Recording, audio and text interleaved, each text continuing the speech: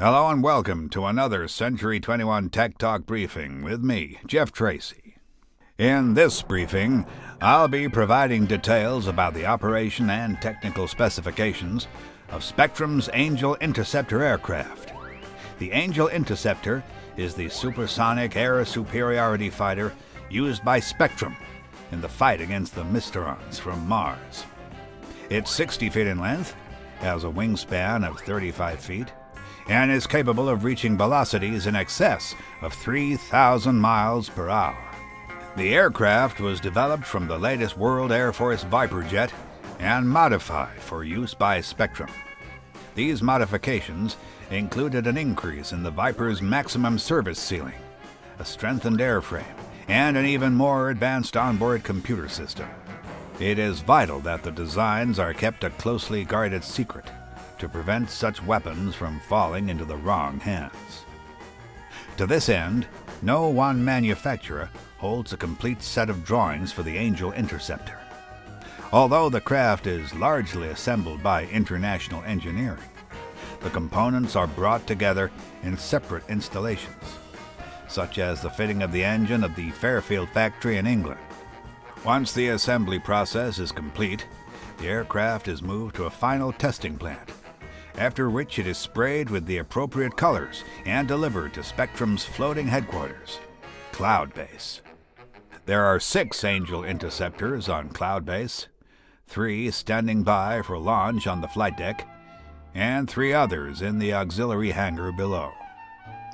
Although standard procedure calls for only 3 Angels to be operational at any one time, all 6 aircraft can be launched in cases of extreme emergency. In such an event, an experienced Spectrum captain will pilot the 6th Angel. Each interceptor is armed with the latest in airborne weapon systems. A McAllister Scott autocannon is mounted in the nose of the aircraft. This formidable weapon is highly accurate and can fire explosive rocket shells and electromagnetic pulse charges. A pair of missile batteries are positioned just forward of the cockpit, one on each side of the fuselage. The batteries have a capacity of 10 missiles, which can be configured for air-to-air or air-to-ground firing.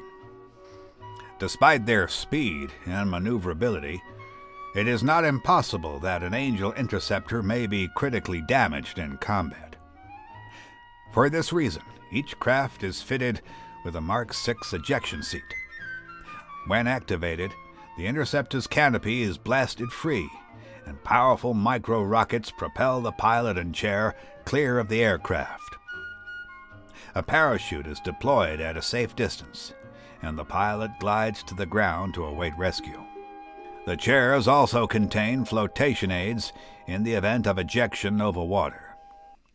Each aircraft is flown by one of the 5 Angels, highly trained fighter pilots from all over the world: Juliette Pontoine, Diane Sims, Magnolia Jones, Chan Kwan, and Karen Wainwright, better known to their Spectrum colleagues as Destiny, Rhapsody, Melody, Harmony, and Symphony. The Angels have a strict duty rota. A pilot is seated in Angel 1, the lead fighter, at all times. 2 more Angels remain on standby in the amber room, ready to board their aircraft at a moment's notice, while the final 2 are off duty. When a launch alert is called, Angel 1 is catapulted off the flight deck immediately and soars into the sky. If all 3 aircraft are required for an assignment, Lieutenant Green will relay the order for Angels 2 and 3 to launch. On hearing the order, the standby Angels proceed to their control chairs. The doors of the elevator close, and the pair are raised into the transport chutes.